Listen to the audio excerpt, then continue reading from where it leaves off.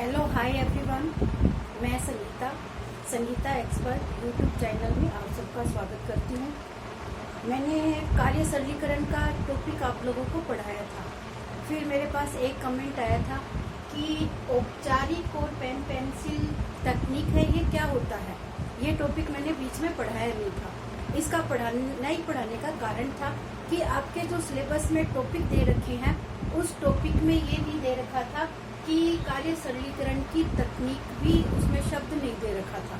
तो जो उसमें सिद्धांत वगैरह पूछे थे और उन्हीं को ही मैंने आप लोगों को एक्सप्लेन करके बताया, क्योंकि टाइम है वो शॉर्ट है और आज मैं उसी टॉपिक को आपके साथ है थोड़ा बता रही हूँ कि ये क्या है।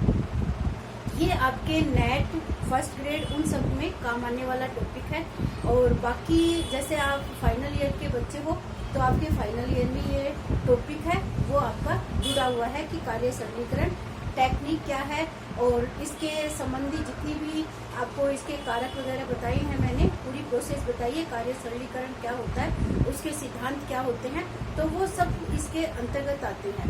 तो आज मैं कार्य सरलीकरण में आपको लोगों के सामने शेयर कर रही हूँ अपना वीडियो। कार्य सरलीकरण की टेक्निक क्या होती है। कार्य सरलीकरण की टेक्निक का मतलब ही ये होता है कि कार्य को जो हम सरल तरीके से काम में कर रहे हैं उस सरल तरीके के लिए हमें क्या क्या प्रोसेस है वो हमें यूज करनी है। तो इन्हीं टेक्निक को दिखाने के लिए, यूज करने के लिए हमने इनको दो भागों में बांटा है और इसमें जो अभी तक प्रश्न पूछे गए हैं फर्स्ट ग्रेड में और आपका नेट और जेआरएफ में, तो वो प्रश्न आपका इन्हीं दोनों चीजों से बनता है।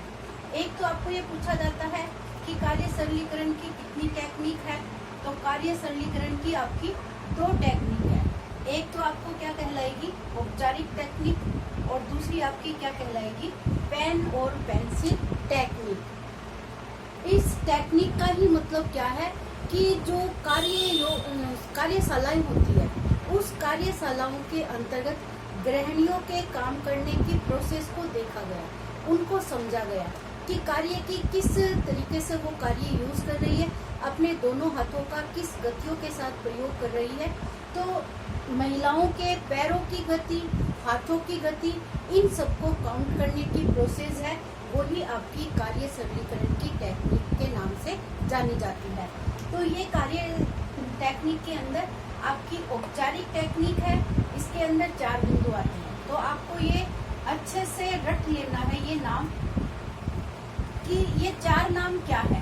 पहला नाम क्या है माइक्रो मोशन फिल्म विश्लेषण, दूसरा है साइक्लोग्राफ, तीसरा है स्टॉप वॉच टेक्निक और चौथा है आपका मेमो मोशन टेक्निक। इसमें से खाली प्रश्न बनता है कि औपचारिक टेक्निक है वो कौन सी है या औपचारिक टेक्निक है वो कौन सी नहीं है।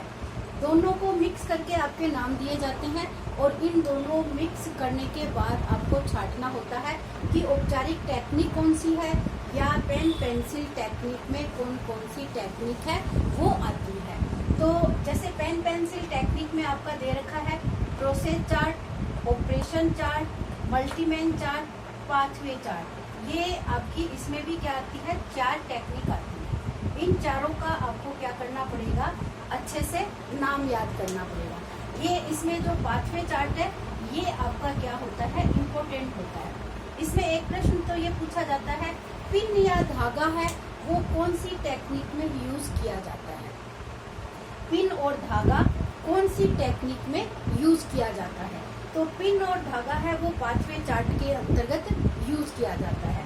ये पाथवे चार्ट किसने दिया है, तो ये पाथवे चार्ट है वो गिलबर्ट ने दिया है। इस पाथवे चार्ट को मैं आप लोगों को एक चित्र के माध्यम से एक्सप्लेन करने का प्रयास कर रही हूँ। ये जैसे आप एक किचन का चित्र ले सकते हो। क्या है हमारा ये किचन। किचन आपको सबको पता है कि जैसे किचन का यहाँ ये मान लो गेट है, मेन गेट है आपका बाहर से किचन में आने का।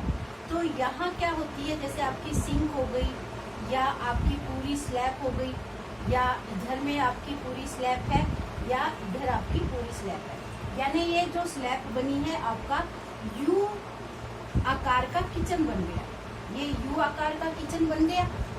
आपको पता है किचन के जब प्रकार पड़े जाते हैं तो उसमें यू आकार का किचन है सबसे बढ़िया किचन है। अब आपकी ये जो चारों तरफ की जो स्लैब है, कहीं पे आपका स्टोव गैस रखा हुआ होगा, कहीं आपका फ्रिज रखा हुआ होगा, कहीं आपके बर्तन मांजने की सिंक होगी, या सब्जी काटने का प्लेस होगा, या मिक्सर रखने का प्लेस होगा। तो इन चारों तरफ के प्लेस के ऊपर यहाँ नीचे एक इस तरीके का बोर्ड हो जाता है, जिसमें क्या आपके साथ एक पिन और धागा है वो जुड़ा हुआ होता है। जब आप इस जगह से यहाँ पे जाते हो तो वो पिन और धागा है वो इतना उसके ऊपर ड्रॉ बन जाता है। यहाँ से आप यहाँ जाते हो, यहाँ से आप यहाँ आते हो, यहाँ से आप यहाँ, इस तरीके से जो आपकी आकृति बनती है वो इसके अंदर पिन और धागे के माध्यम से आपका पूरा पैरों की जो गतियां होती है उसका रिकॉर्ड किया जाता है। इसी तरीके से फिर आपको एक ये पहले साधारण स्त्री का होता है जब उसको कार्य सरलीकरण का ज्ञान नहीं होता, फिर उसको कार्य सरलीकरण का ज्ञान दिया जाता है और उस ज्ञान के बाद ये चित्र वापस ड्रॉ करवाया जाता है। तो उसमें धीरे धीरे आपको क्या देखने को मिलेगा, कार्य की गतियां है वो कम होती हुई दिखाई देती है। तो इस तरीके से इसमें ये निष्कर्ष निकलता है कि पाथवे चार्ट में जो पिन और धागे का प्रयोग किया जाता है उसमें कार्य सरलीकरण के ज्ञान के बाद महिलाओं का जो स्तर होता है वो स्ट्रोंग हो जाता है और उनको कार्य सरलीकरण करने की आदत हो जाती है। फिर वो इतने चक्कर नहीं काटेगी। अगर उसको 4 काम यहीं पे करने हैं तो वो एक जगह खड़ी खड़ी पहले ये 4 काम पूरे करेंगी, फिर वो यहाँ से जाके अपने पैरों की गतियों को कम करने का वो प्रयास धीरे धीरे कम करेगी।